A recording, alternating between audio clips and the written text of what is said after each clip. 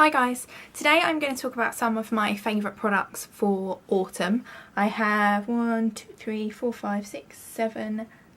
products to tell you about, mostly lip products. Actually, I'm lying, 9 products to talk to you about because I found this one and I want to mention this as well. So I'm going to jump right in and I'm going to start with a lip product. In fact, I'm going to do all the lip products first, then I'll move on to the other bits. So first up, this is the Maybelline Baby Lips, and this is the one in Cherry Me, it's called, and it's the this one, the red toned one.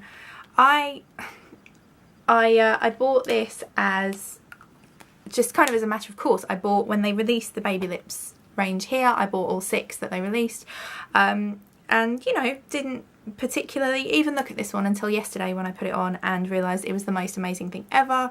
It's the perfect little kind of cherry toned flush, smells gorgeous, nice and moisturising, and so this is going to be something that I'm going to get a lot of use out of over kind of autumn time.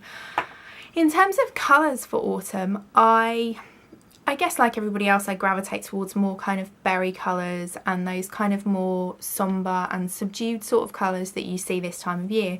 So I have a couple of lipsticks I will share, which are, they're actually both Revlon lip butters, and I like these for this time of year because they're just that little bit more kind of moisturising and creamy than some others, though I do expect I will end up with a couple of the Bare Minerals Moxie lipsticks in some more kind of autumny colours. So the 2 that I have here, they look kind of similar in the packaging, and I've just swatched them now just prior to recording and realised that they're not similar at all. So the 2 I have here are Raspberry Pie on the right as you look at it, and this one here is Sugar Plum. And the swatches look kind of similar, the packaging rather looks kind of similar until you swatch it. And when you swatch them, they're really different, like really different. One is much more kind of sombre and subdued than the other. Oh god, and I've just wrecked the top of one, so that was clever. Okay, so there's the swatches. At the top, so the darker, more, I don't want to say bland because it's still a pretty colour, but the kind of more subdued one is Sugar Plum, and the brighter berry tone one underneath is Raspberry Pie. And these are just both really nice kind of autumn shades, and I really like these for this time of year. Thing is, it's not to say that I don't wear other colours. Like there will be a time in the next couple of months that I am guaranteed to wear a bright pink lipstick or a baby pink lipstick or a coral lipstick. I don't generally kind of subscribe to this idea that you can only wear certain colours in certain seasons, but I certainly do gravitate more towards these sorts of colours. So those were the what were they? They were the Colour Burst. What I'm wearing today, and it's something I really like to do this time of year, is a stain. And not like a balm stain, not like one of the Revlon pencily ones or the YSL glossy stain, not that kind of stain, a proper traditional, you know, Benefit Benetint kind of stain. And I'll explain why in a second. The one I'm wearing, if you can see that, if the lighting isn't too horrendous, is the Stila Cherry Crush lip and cheek stain, and this is one of the ones that's in a twist up brush applicator like their lip glazes are. And I got this last year, and they come in a bunch of colours. There's probably at least 6 of these, or at least there was last time I checked. I'll put a note in the description bar because now I'm thinking about it. I'm thinking, are they still available? I think they are. So it's a lip and cheek stain. I never use it on my cheeks because the idea of using a stain on my cheeks kind of terrifies me. But I am wearing it today, and the reason I like this type of product for this time of year is that obviously as time and weather kind of goes on, and as it starts to get colder, I find that I'm much more likely to want to reapply lip balm, and I don't want to reapply lipstick or lip gloss. I don't want something that wherever I am I'm going to have to either, you know, go into the bathroom or I'm going to have to go and get a mirror and faff around. So what I like to do is I have one of these. This goes on first thing in the morning and it's on and it's done. And then I will just have a, you know, completely colourless lip balm with me, and I'll put that over the top because I don't need a mirror for that. It gives you a nice shiny finish and you're good to go. So I do like a stain for this time of year, and these are actually really nice. I can't say as it smells of anything or, you know, anything exciting. Maybe it does. No nice scent to it, no flavour to it or anything. It's just, it's nice packaging, nice product, so I'm really liking that.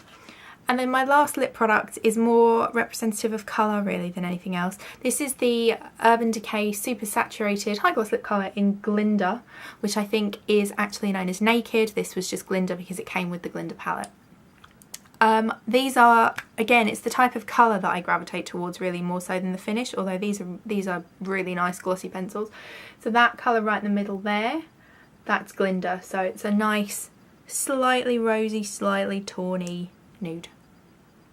And, you know, that is that kind of more sombre. God, it makes it sound really miserable, doesn't it? Really sombre. Because I love this time of year. I love, you know, the leaves changing, and I love the fact that we're coming up towards kind of Christmas and my birthday because I'm a brat and I like presents. But this is a time of year I kind of start to feel, I feel more comfortable. I don't enjoy the summer. I don't tan. It's usually too hot for me. Summer doesn't really do a lot for me, so as we start to get into autumn and winter, I like the clothes better because I'm a jeans and boots and scarves kind of girl, so it's just much better for me, so I enjoy that a lot more. Anyway, I digress.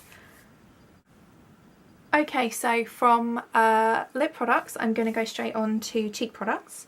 And I have two here, again, kind of more indicative of colour, not necessarily just finish, but again, as I said, I go towards those kind of more muted colours. That applies for my blush and for my face overall. I don't tend to go for, I don't wear a lot of highlight in the autumn. I don't really go for anything with a dewy finish. I'm far more likely to go towards something matte. I don't know why that is. I can't explain that to you other than to say that's just what happens for me. And so blush wise, I go for things that are a lot more tawny, almost to the point that I would probably wear bronzer as blusher. Like, it's that kind of thing. Like, I never wear particularly dark bronzers anyway, and so those are the kind of tones I kind of go for. The two products I have here, I'll show you this one first just because as I was talking then I was trying to open it and struggling. This is the Sleek Makeup blush in Suede. I have it in the limited edition packaging from when it launched, but I think it is available as part of their permanent line. The only problem with these blushes is they're horrible to open.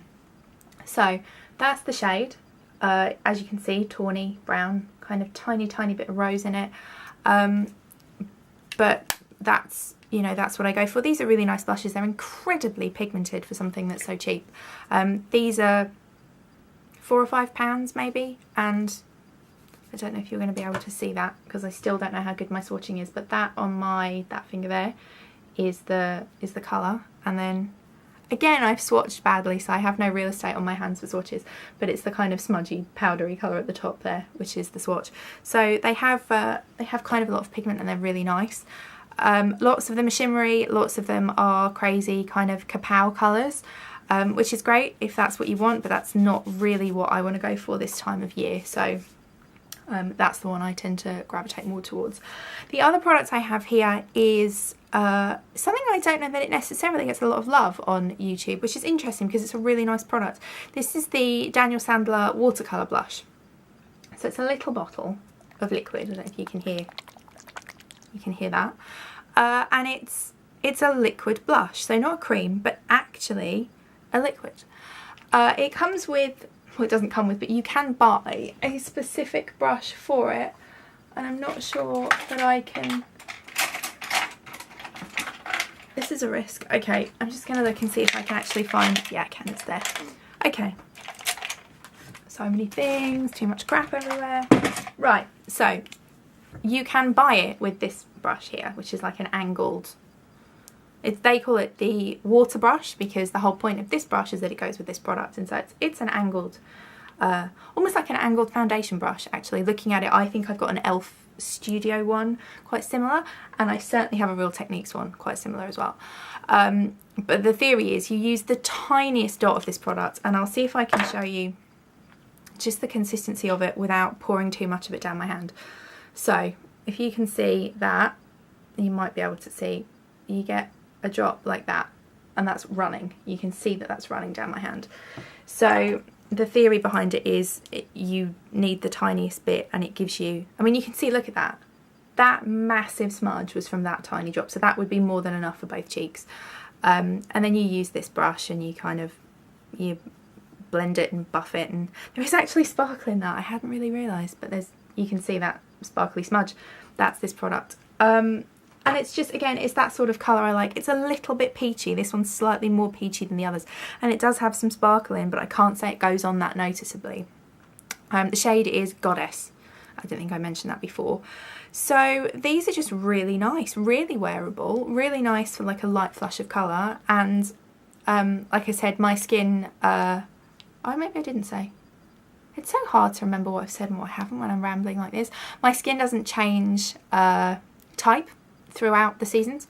So I'm combination oily, kind of through the T-zone, and normal on my cheeks, and that doesn't change. So it's not like, I would imagine if you have dry skin, this may cling to drier patches, so you'd probably need to make sure you were moisturising well, although you would this time of year anyway. But for me, this is just, it's a really lovely product, and you know, colour's really nice, and it's pretty budge proof as well, so I like that. So those are the two blush colours, or you know, examples of blush colours I'd go for.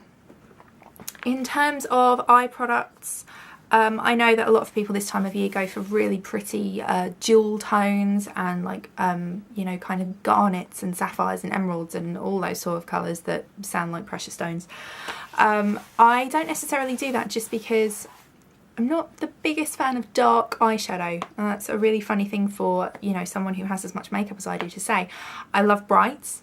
You know, give me a hot pink eyeshadow and I'm a happy girl, but I find smoky eye really hard to pull off, or I'm not comfortable with it, maybe just because I don't do it often enough. So I personally don't tend to go towards that kind of thing, but this time of year I do go for neutrals, and I go for those kind of nice metallic-y, bronzy neutrals like you'd find in the Naked palette, that I don't really need to say a lot more about because everybody knows about the Naked palette, unless you're brand new to YouTube, in which case I can't imagine you'd be watching me as your first port of call. So I'm working on the principle, everybody knows about this.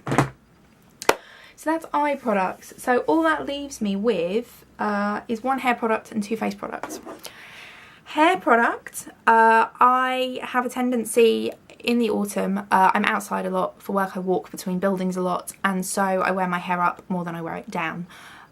It rains a lot here, it's windy and blustery and snowy and haily and just blah. Weather's always crappy in autumn, and so I wear my hair up because I know that way it's just taken care of, it's out of the way, it will stay looking reasonably neat as it ever does for me, more so than if I have it down. And so the product I really like to use this time of year to, if I'm wearing my hair up, to just make sure that it kind of stays slicked back, is the Bed Head Manipulator. And it's this little product, and it's quite hard to describe because I don't know, it's blue goo basically, and it smells kind of coconutty. It's a really yummy smell, and it's super sticky. I'm going to show you this and then I'm going to go and wash my hands because I'll need to, but watch this. Okay, you can see the pot. Ready? You watching? You watching? You still watching? So that's the kind of product this is. It's super sticky and therefore really good at keeping kind of flyaways at bay and that kind of thing. The other really nice thing about it is it's about £10, which isn't cheap, but it isn't expensive, I guess. Lasts forever because you need so little of the product to actually get it to do what you want it to do. I don't even see myself repurchasing that ever, not because I don't like it, but I just don't think it's ever going to run out. Like, it goes on and on and on. So that brings me to my final two products, which are body products. Bath and Body Works, not Body Shop. Sweet Cinnamon Pumpkin, everybody knows about this. Not available in the UK, you can get it off eBay. I got this from a colleague who went out to the States on holiday a couple of weeks back, and he bought me this and a couple of other bits back, which was really kind. It's just the right smell for the time of year. It's that kind of sweet and spicy and comforting and wraps you up and all kind of cozy sort of scent. Last thing is this Jergens Ultra Healing Extra Dry Skin Body Moisturiser. I mentioned before that the skin on my face and my skin type doesn't change very much season to season, and it doesn't. However, as it starts to get colder, the skin on my legs does change and it just gets dry and itchy and horrible and gross and yuck. And the best thing I found to fix that is this guy. It smells really good, which is always high on my list of priorities.